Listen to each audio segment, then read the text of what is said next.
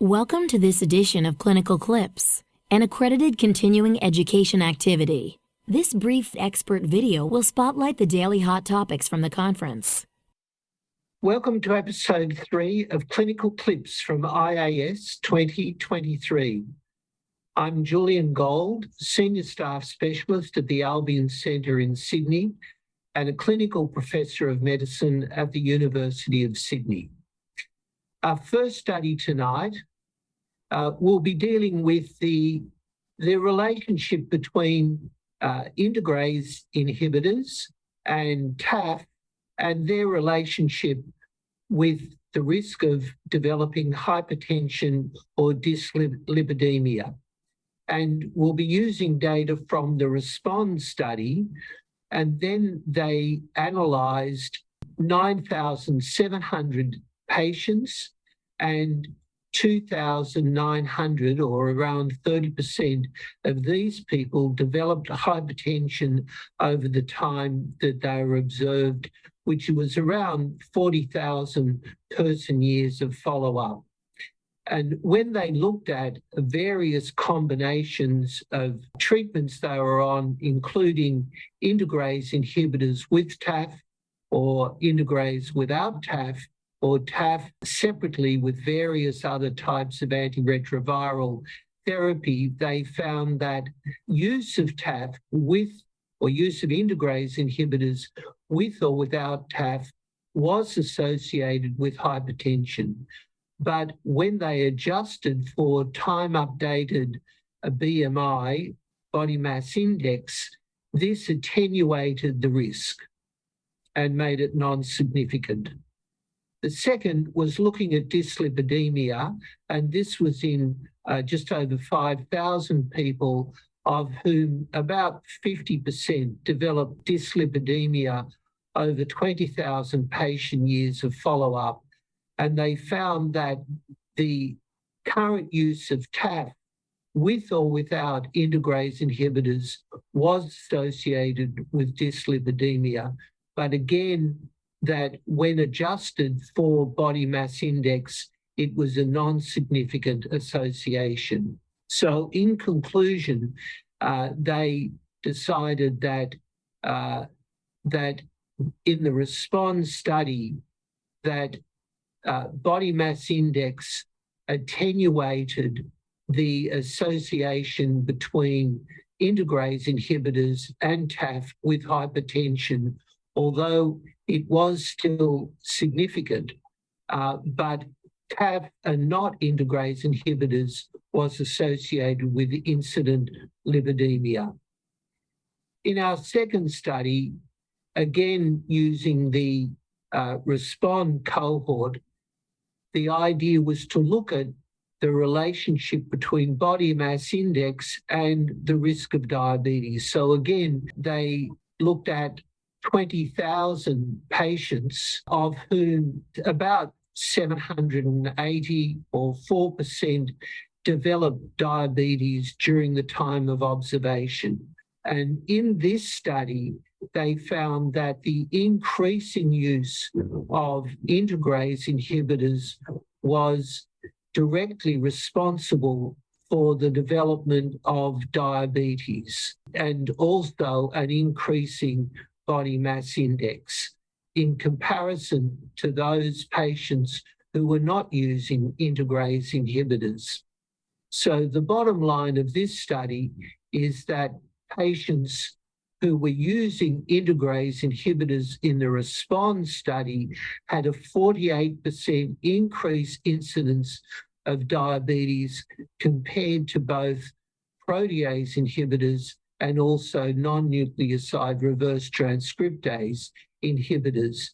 And the possibility here is that it's not just related to body mass index, but it may be some biological mechanism specific to integrase inhibitors, which is yet to be described.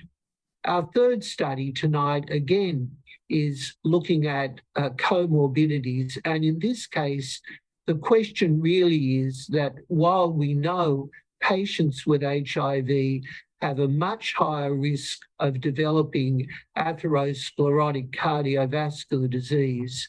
The question is whether or not their ongoing general physicians or medical practitioners are adequately screening for these conditions in these patients, which we know are at higher risk.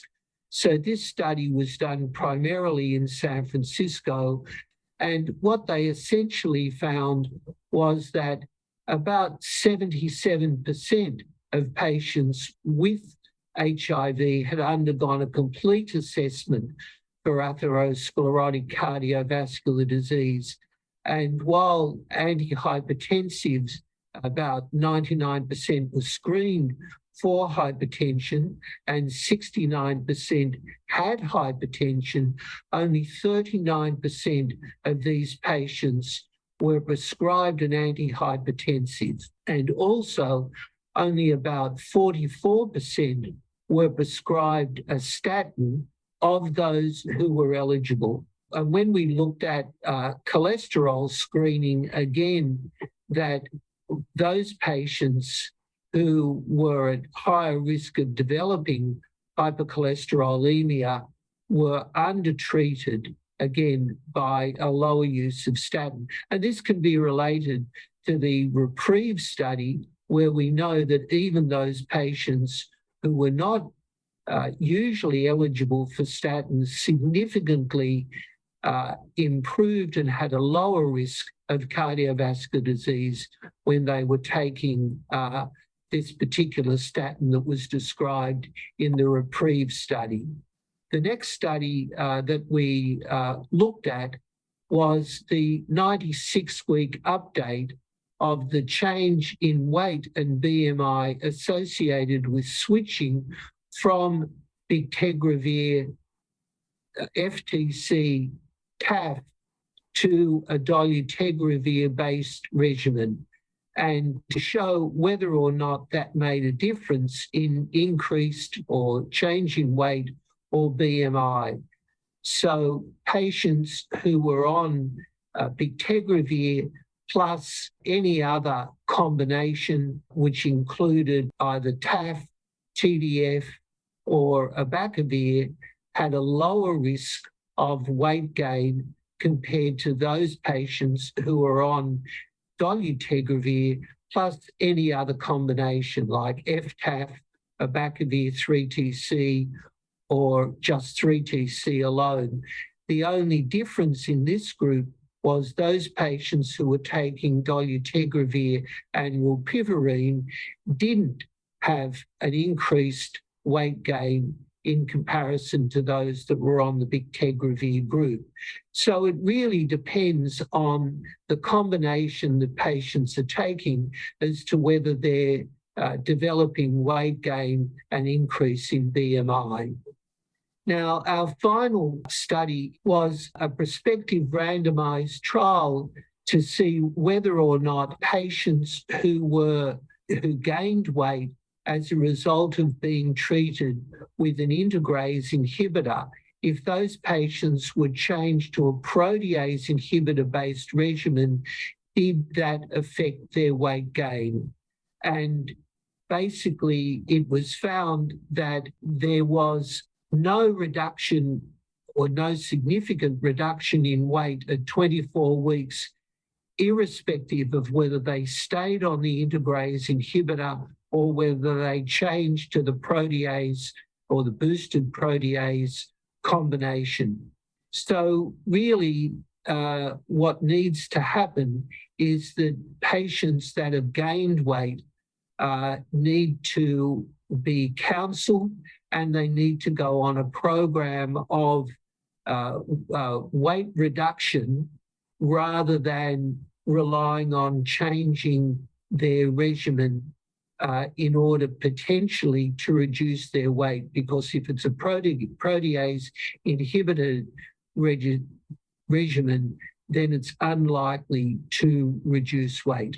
Thank you very much for joining us for episode 3 of Clinical Clips, and please refer to the landing page for slides and be sure to come back for episode 4 of Clinical Clips from IAS 2023. And thank you very much. We hope you found this activity useful and educational. To receive continuing education credit and to download your printable certificate, please return to the activity webpage and click on the Claim Credit button associated with today's clinical clip.